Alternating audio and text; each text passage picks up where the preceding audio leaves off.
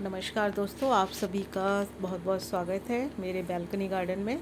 तो दोस्तों, बैल्कनी में मैंने बहुत से प्लांट रखे हुए हैं, जिसमें अपराजिता, तुलसी, आंवले का प्लांट, शमी का प्लांट और बेलपत्र, जेड प्लांट, ऐसे कई शुभ पौधे मैंने रखे हुए हैं। तो इन्हीं के साथ मैंने एक न्यू प्लांट ऐड किया था 15-20 दिन पहले। तो बहुत ही छोटा सा प्लांट मैं ये लेकर आई थी पर्यावरण नर्सरी से। तो किस तरीके से मैंने इसकी रिपोर्टिंग की है और क्या इसकी केयर की है, जिससे कि अब मेरा जो प्लांट है वो हरा भरा भी हो गया और साथ ही साथ नई नई पत्तियां भी इसमें निकल के आ रही है। तो दोस्तों, सबसे पहली चीज़ तो ये है कि जब आप पान का प्लांट लेकर आते हैं तो अच्छा रहेगा कि आप नर्सरी से मॉस स्टिक वाला प्लांट खरीदिए।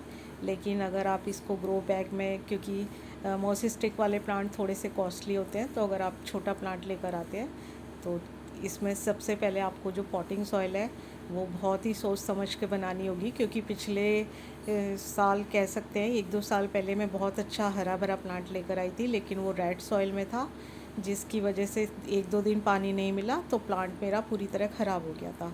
तो ये प्लांट बहुत जल्दी, अगर इसकी मिट्टी ड्राई होती है तो ख़राब हो जाता है। तो आप देख सकते हैं कि मैंने एक 8 इंच का पॉट लिया है। बेस्ट इसके लिए रहेगा कि अगर आप 10 इंच का मिट्टी का पॉट लेते हैं, लेकिन मेरे पास फ़िलहाल जो अवेलेबल था। और अगर आप इसकी सॉइल की बात करें तो आप देख सकते हैं इसमें गार्डन सॉइल है, वर्मी कंपोस्ट है, साथ ही साथ कोकोपीट को मैंने ऐड किया है। अगर आपके पास कोकोपीट है तो ज़रूर ऐड कीजिए, क्योंकि जो पान का प्लांट है वो एक मॉइस्चर लविंग प्लांट है। मॉइस्चर का मतलब ये नहीं है कि मिट्टी कीचड़ जैसी नहीं होनी चाहिए, लेकिन एक नमी मिट्टी में हमेशा बनी रहनी चाहिए। और इसी नमी को बरकरार रखने के लिए मैंने इसे मॉस स्टिक का सहारा दिया है।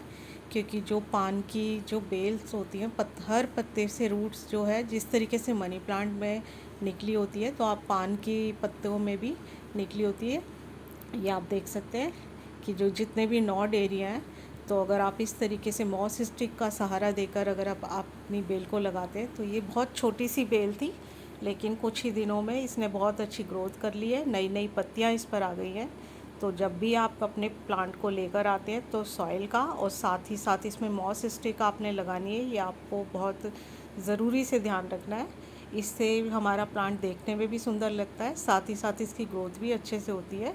और जितनी नमी इस प्लांट को चाहिए होती है तो मॉस स्टिक और मॉइस्चर वाली मिट्टी से इसे मिलती रहती है। बात करते हैं लोकेशन की, तो दोस्तों ये प्लांट जो है बिल्कुल शेड लविंग प्लांट है।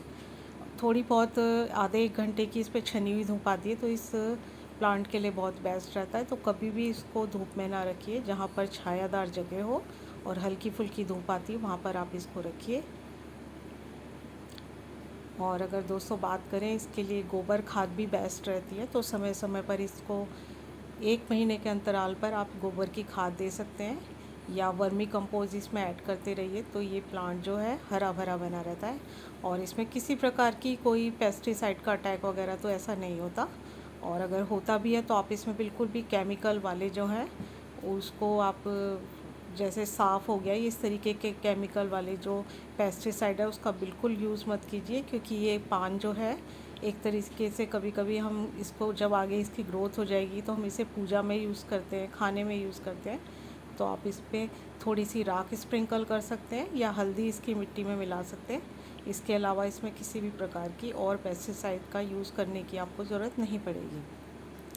और दोस्तों, अगर बात करते हैं इसकी प्रोपगेशन की, तो अभी तो मेरा प्लांट बहुत छोटा सा है, लेकिन पिछले साल जब मैं प्लांट लेकर आई थी तो बिल्कुल जैसे मनी प्लांट की कटिंग हम ग्रो करते हैं उस तरीके से इसे कटिंग से इजीली ग्रो किया जा सकता है।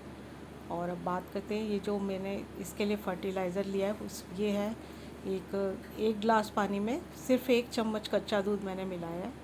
तो वैसे तो अगर आप इसका स्प्रे बॉटल में डालकर स्प्रे करते हैं इसके लीव्स पे, तो इससे इसकी जो पत्तियां हैं वो चमकदार बनेगी। लेकिन स्प्रे बॉटल फ़िलहाल मेरी छत पर है और मैं वीडियो बना रही थी, तो मैंने इसी तरीके से बस अपने प्लांट में, तो जो मिल्क है उससे कैल्शियम का बहुत अच्छा स्रोत होता है। तो जितने भी हमारे लीव्स वाले प्लांट्स होते हैं, वैसे तो सभी प्लांट्स के लिए कैल्शियम ज़रूरी है, लेकिन जो लीव्स वाले प्लांट्स होते हैं अगर उसमें कैल्शियम की कमी आती है तो पत्तियों का रंग लाइट ग्रीन हो जाता है। इसलिए समय समय पर लगभग 1 महीने में आप इस तरीके से कच्चे दूध का स्प्रे कर बिल्कुल डाइल्यूट करके कह सकते हैं कि वह 1 लीटर में आप 1 चम्मच दूध मिलाकर और पत्तियों पर स्प्रे कर दीजिए। इससे आपकी पत्तियाँ जो प्लांट की है वो शाइनी भी बनेंगी और साथ ही साथ प्लांट आपका हेल्दी रहेगा।